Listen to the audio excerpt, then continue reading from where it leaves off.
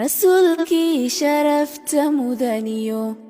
dunida shaaca looga dhigayo shidada aakhiro dhibkeediyo qiyaamaha noo shafeec shamsiyo dayaxii makaadow shaqsina nebigan mataline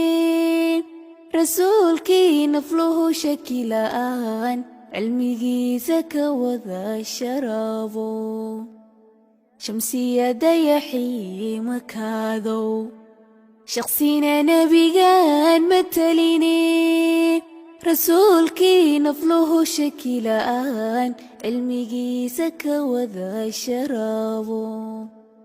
shaqalka quruxdaan lahayni shanshaan udugiisu gaadhiyo naxliga xuma uurku sheeliyo sharaarad ba laga sifeeyo shaqalka quruxdaan lahayni